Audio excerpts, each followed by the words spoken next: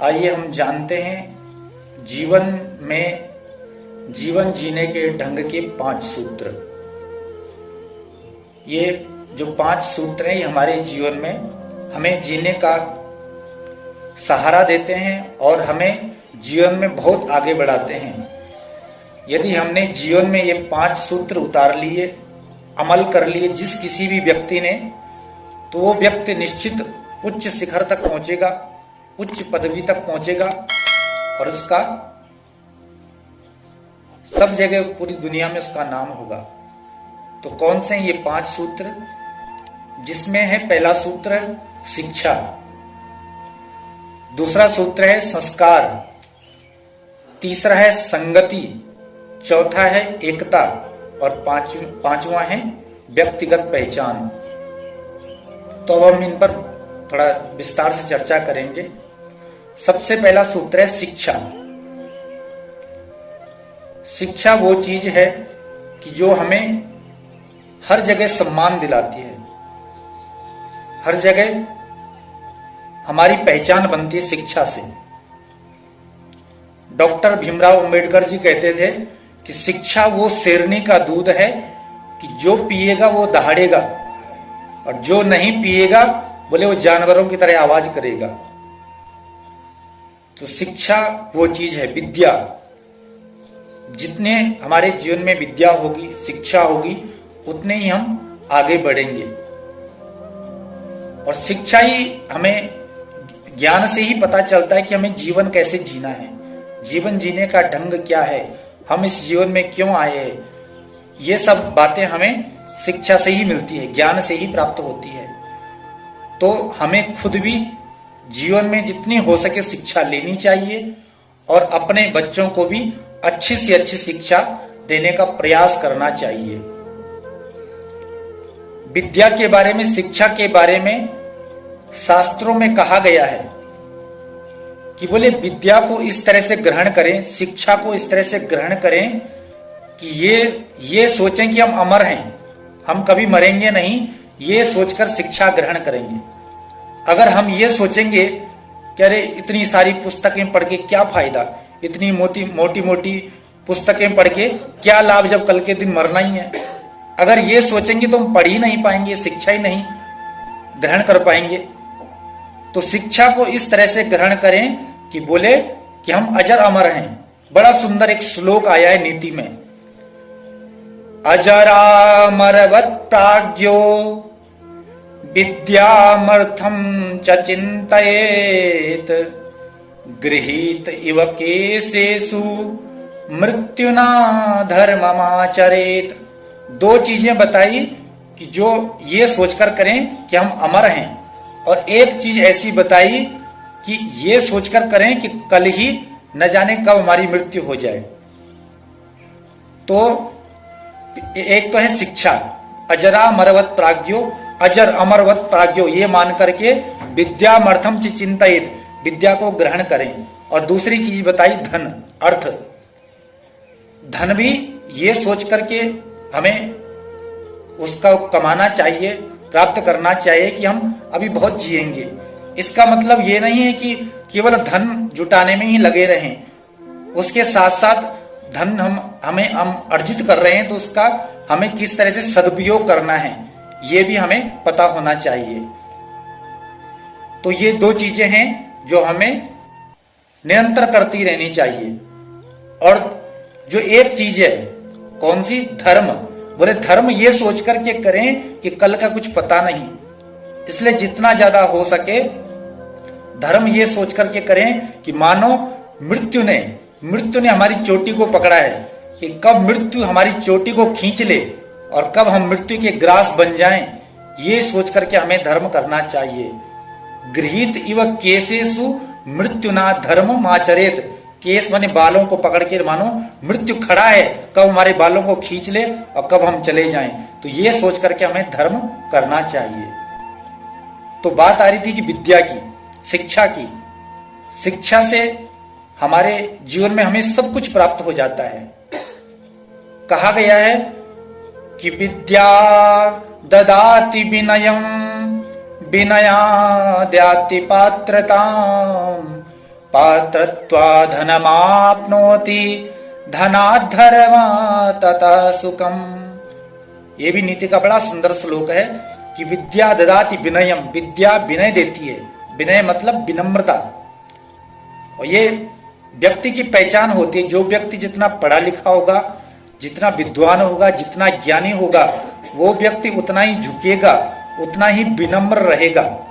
और जो व्यक्ति कम पढ़ा लिखा होगा, अनपढ़ होगा, वो उतना ही ज्यादा अकड़ के चलेगा। ये पहचान है। वृक्ष में जब फल लगते हैं ना, जो फलदार वृक्ष होता है, तो जितने ज्यादा उसमें फल लगते हैं उतना ज्यादा वो झुक जाता है। और जो सूखा पेड़ होगा वो बिल्कुल अकड़ के खड़ा रहेगा। तो उसी तरह से हमारे जीवन में भी यदि शिक्षा होगी, विद्या होगी, ज्ञान होगा, तो हमारे जीवन में विनम्रता आएगी। जो व्यक्ति जितना पढ़ा लिखा होगा कम बोलेगा, गंभीर रहेगा, फालतू बात नहीं करेगा, कम बोलेगा, काम का बोलेगा। लेकिन जिसको ज्ञान नहीं होगा, वो उसके अंदर ये सब गुण नहीं होंगे। तो विद्या ददाति विनयम विनया दयाति पात्रताम। विनय विनम्रता हमें पात्रता देती है। और पात्रत्वा धनमाप्नोति धनाद्धर्मा तथा सुखम। पात्रता हमें धन देती है, धन से हमें धर्म करने की इच्छा होती है और फिर उससे ही सुख की प्राप्ति होती है। तो हमें खुद भी और अपने बच्चों को भी अच्छी पढ़ाई देनी चाहिए, अच्छी शिक्षा देनी चाहिए, ऐसा शास्त्रों में कहा गया है। और बोले जो माता पिता अपने बच्चों को अच्छी पढ़ाई नहीं कराते, अच्छी शिक्षा नहीं देते, तो वो माता पिता उस बच्चे के लिए कैसे हैं? बोले शत्रु के समान हैं, शत्रु के समान हैं। और वो बच्चा जब बड़ा हो जाता है और वो जब किसी विद्वानों की सभा में जाता है जहां पर बुद्धिमान लोग बैठे हों, तो वहां पर उस सभा में वो ऐसा सुशोभित होता है जैसा कि हंसों की सभा में बगुला बैठा हो, ऐसा सुशोभित होता है कि माता शत्रु पिता वैरी ये न बालो न पाठिता न शोभते सभा मध्य हंस मध्य बको यथा। ये बड़े अच्छे अच्छे श्लोक हैं, आज के बच्चों की पुस्तकों में रहते हैं नीति के। तो माता शत्रु पिता वैरी ये न बालो न पाठिता न शोभते सभा मध्य हंस मध्य बको यथा। तो माता पिता शत्रु के समान है। बोले जो अच्छी शिक्षा नहीं देते, अच्छी पढ़ाई नहीं करवाते, जितनी अपनी तरफ से कोशिश हो सके, जितनी अपनी हैसियत है, जितने हम कर सकें, उतनी अच्छी शिक्षा देनी चाहिए। तो ये जीवन का पहला सूत्र है शिक्षा। और दूसरा सूत्र है संस्कार। शिक्षा तो चलो हम सब अच्छी दे ही रही हैं, कोशिश कर ही रहे हैं, लेकिन जो दूसरा सूत्र है संस्कार, इसमें कहीं ना कहीं वर्तमान के समय कमी आ रही है। क्योंकि आप जितनी अच्छी शिक्षा दिला दो, जितने अच्छी पढ़ाई करवा दो, यदि हमने अच्छे संस्कार नहीं दिए तो वो शिक्षा किसी काम की नहीं है। और जीवन में शिक्षा हमें झुकने नहीं देती है और संस्कार हमें गिरने नहीं देता है। शिक्षा हमें झुकने नहीं देगी और संस्कार हमें गिरने नहीं देगा। कहीं पर यदि गलत हो रहा हो तो कोई व्यक्ति उसके बारे में जानकारी रखता हो तो वो उससे देखा नहीं जाएगा, वो बोल पड़ेगा, उससे रहा नहीं जाएगा। और जिसको पता ही नहीं है वो होगा तो वो क्या बोलेगा। तो शिक्षा हमें झुकने नहीं देती है और संस्कार हमें गिरने नहीं देता है। तो हमें शिक्षा के साथ साथ अपने बच्चों को अच्छे संस्कार भी देने चाहिए। आजकल के समय में हजारों परिवारों को देख लो जिन्होंने अपने बच्चों को अच्छी अच्छी डिग्रियां दिला दी, विदेशों में पढ़ाई करवा रहे हैं। अच्छी बात है, करानी चाहिए, लेकिन वो बच्चे जब कभी कभी विदेशों से पढ़कर अपने घर में आते हैं तो अपने माता पिता से अपनी भाषा में बात करने में भी उनको शर्म आती है। उनसे इंग्लिश में बात करते हैं कि हम तो पढ़े लिखे हैं। तो वो कहीं ना कहीं हमारी गलती है कि हमने उनको संस्कार नहीं दिए। और वर्तमान में जो शिक्षा पद्धति है, जो शिक्षा नीति विद्यालयों में, स्कूलों में चल रही है, तो वो शिक्षा हमें जीवन जीने के लिए धन प्राप्त तो करवा देगी, कहीं नौकरी मिल ही जाएगी, लेकिन हमारे अंदर उस शिक्षा से संस्कार आने वाले नहीं है। संस्कार हमें कहां से आएंगे? संस्कार हमें माता पिता को खुद देने पड़ेंगे, जो बड़े बुजुर्ग घर में हैं उनको देने पड़ेंगे। धर्म की शिक्षा से ही संस्कार आते हैं। इसलिए पहली जो शिक्षा नीति थी, शिक्षा पद्धति थी, उसमें कहीं ना कहीं धर्म का भी चैप्टर रहता था। धर्म की भी शिक्षा, कहीं राम जी का चरित्र, बड़े बड़े महापुरुषों का चरित्र, एक नैतिक शिक्षा पुस्तक चलती थी पहले, बड़ी अच्छी अच्छी उसमें कहानियां रहती थी, जिससे हमें कुछ सीखने को मिलता था, संस्कार मिलते थे। लेकिन वो सब आजकल बंद हो गया। तो संस्कार कहां से आएंगे? हमें हमारे माता पिता से, बड़े बुजुर्गों से, विद्वानों से, सदगुरु से। तो वहां से हमें संस्कार लेने चाहिए, क्योंकि जब तक बच्चों के अंदर संस्कार नहीं आएंगे तो वो बच्चे कभी भी माता पिता की बुढ़ापे में सेवा नहीं कर सकते। यदि बचपन से उनके अंदर संस्कार डाल दिए तो निश्चित वो कहीं ना कहीं सम्मान जरूर करेंगे। तो बच्चों को अच्छी शिक्षा दो, बच्चों को पढ़ा लिखा कर खूब लायक बनाओ, लेकिन इतना लायक मत बना देना कि कल के दिन वो तुम्हें नालायक समझने लगे। और होता है ऐसे। तो संस्कार बचपन से ही, बच्चे तो घर के, कहते हैं कि बच्चे घर के सीसीटीवी कैमरे हैं। जब जैसे कैमरा बोलता नहीं है, बस देखता रहता है क्या हरकत हो रही है, तो वैसे ही छोटा बच्चा, हमें लगता है कि ये बोल नहीं पा रहा है, लेकिन वो देखता रहता है कि घर में क्या हो रहा है। तो जैसा घर का माहौल होगा, जैसे घर का वातावरण होगा, वैसे ही बच्चा आगे जाकर के बनेगा। इसलिए हमारी जिम्मेदारी बनती है कि हम घर का वातावरण अच्छा बनाएं, अच्छी घर में सबके साथ में व्यवहार करें।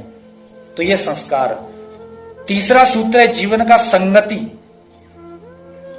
चाहे जितनी अच्छी शिक्षा दिला देना, संस्कार भी आ जाएं, लेकिन अगर कहीं गलत संगत में पड़ गए तो शिक्षा और संस्कार सब चले जाएंगे।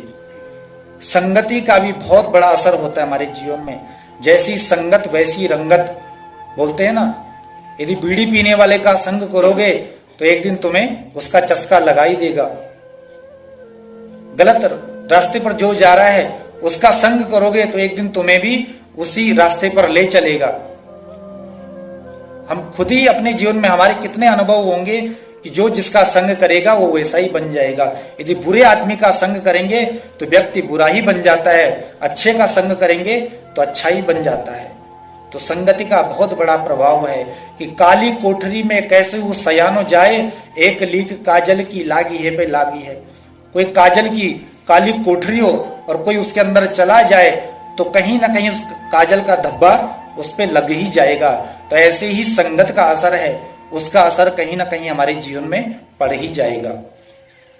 एक बार एक व्यक्ति एक बनिया की दुकान पे गया सामान लेने, संगति के बारे में सामान लेने गया बनिया की दुकान पे। तो वो उस दुकान पर एक तोता रखा हुआ था और वो तोता एक ही बात कहता। क्या कहता? कि सौंठ हल्दी अदरक। तोता क्या कह रहा था? सौंठ हल्दी अदरक, सौंठ हल्दी अदरक, सौंठ हल्दी अदरक। क्योंकि दिन भर वही सुनता हो दुकान में, कोई सौंठ ले रहा है, कोई अदरक ले रहा है, कोई हल्दी ले रहा है। तो उसने सामान लिया, वहां से आगे बढ़ा। आगे जब रास्ते में आगे जब गया तो एक जिम सेंटर मिला। तो जिम सेंटर में देखा वहां पर भी एक तोता रखा हुआ था। वो तोता भी कुछ कह रहा था। क्या कह रहा था? वो कह रहा था कि दंड बैठक कसरत, दंड बैठक कसरत, दंड बैठक कसरत। वही व्यक्ति फिर वहां से आगे बढ़ा तो एक आश्रम मिला, एक महात्मा जी का आश्रम, और उस आश्रम में भी एक तोता रखा हुआ था। और वो तोता एक ही बात कह रहा था। क्या? कि सीताराम दशरथ, सीताराम दशरथ, सीताराम दशरथ। तो वो तोता जो सुनता है वही बोलता है। उसको अगर हम गाली देना सिखाएंगे तो तोता गाली सीख जाएगा, उसको राम राम बोलना सिखाएंगे तो राम राम बोलेगा। तो ये क्या है? संगति का असर है। ऐसे ही एक बार एक कीड़े और भौरे की, भौरा और कीड़े की दोस्ती हो गई। कीड़ा था गोबर वाला कीड़ा, गोबरी कीड़ा। तो जब उनकी दोस्ती हो गई तो कीड़े ने कहा कि अरे भौरे, तेरे से मेरी बड़ी अच्छी मित्रता हो गई, तो ऐसा कर आज मेरे घर में आजा भोजन करने। कीड़े ने भौरे से कहा कि मैं तेरे को आज जो है अपने घर में निमंत्रण देना चाहता हूँ और भोजन कराना चाहता हूँ। भौरे ने भी सोचा चलो बुला रहा है प्रेम से, चले जाता हूँ। तो भौरा जो है कीड़े के घर में पहुंचा। अब जब भोजन की बारी आई तो वहां गोबर ही गोबर, तो कीड़ा जो खाता है वही तो देगा। अब भौरा बड़ा पछता है कि मैंने गलत का संग कर दिया। अगर ये संग ना करता तो मुझे गोबर नहीं खाना पड़ता। अब दूसरे दिन भौरे ने कहा कीड़े से कि आज तू मेरे घर में आ, मैं तेरे को भोजन कराना चाहता हूं। तो कीड़ा भौरे के घर में पहुंचा। भौरे ने क्या किया कि कीड़े को उठाया और एक गुलाब के फूल पर रख दिया। अब गुलाब के फूल पर जब रखा तो कीड़ा बड़ा सुंदर उसमें मधु का, शहद का आनंद लेने लग गया, मकरंद का पान करने लगा, बड़ा मीठा उसको लगने लगा। उसने कहा अरे भौरे, तूने तो बड़ा अच्छा भोजन कराया, बहुत आनंद आ रहा है। तब तक क्या हुआ कि इसी पास में कोई मंदिर था, मंदिर के पुजारी जी आए, उन्होंने उस गुलाब के फूल को तोड़ा और तोड़ करके ले गए कहा, मंदिर में, और भगवान के चरणों में चढ़ा दिया। अब जब भगवान के चरणों में चढ़ा दिया तो उस कीड़े को भगवान के दर्शन हो गए, भगवान के चरण कमलों का संग प्राप्त हो गया। जब शाम हुई तो पुजारी जी ने वो फूल उठाए और उठा करके गंगा में प्रवाहित कर दिए। अब कीड़ा बड़ा प्रसन्न, और भौरा आया। भौरे ने पूछा कि मित्र क्या हालचाल है? तब कीड़े ने कहा मत पूछो, मेरा तो जीवन धन्य हो गया, मेरे जीवन के सारे पाप धुल गए कि जो मुझे इतना अच्छा भोजन मिला और भगवान का दर्शन हुआ, और अब गंगा जी में मैं पवित्र हो रहा हूं। तो ये संगति का असर है, संग का असर है। जैसा ढंग वैसा रंग और वैसा ही संग। तो ये तीसरा सूत्र है जीवन का। चौथा सूत्र है एकता। एकता भी कलयुग में कहा गया है कि एकता में ही शक्ति है। संगे शक्ति कलो युगे, संगे शक्ति कलो युगे, संग में ही शक्ति है। हमारे घर में, परिवार में जितनी एकता होगी, प्रेम होगा, उतनी ही मजबूती रहेगी, उतना ही घर परिवार हमारा अच्छा रहेगा एकता से। अगर भाई भाई में एकता है, पूरे परिवार में एकता है, तो किसी की हिम्मत नहीं गांव में जो आंख उठा करके आपके ऊपर देख दे। और यदि भाई भाई में प्रेम नहीं, एक दूसरे से झगड़ रहे हैं, तो कोई कहीं से भी हमको गिरा सकता है। तो एकता का होना बहुत जरूरी है। और वर्तमान में हम एकता इतनी विखंडित हो रही है, कहीं ऊंच नीच के नाम पर, कहीं जाति के नाम पर, कहीं धर्म के नाम पर हम सब एक दूसरे से अलग हो रहे हैं। लेकिन हमें एक होकर के रहना है, उसी में हमारी भलाई है, उसमें हमारा जो है जीवन का उद्देश्य है। और पांचवा जो सूत्र है वो है व्यक्तिगत पहचान। हर व्यक्ति की अपनी अपनी पहचान होनी चाहिए। हर व्यक्ति के अंदर कोई ना कोई ऐसा गुण हो ताकि वो व्यक्ति जब वहां से चला जाए तो पीछे से लोग उसको याद करें।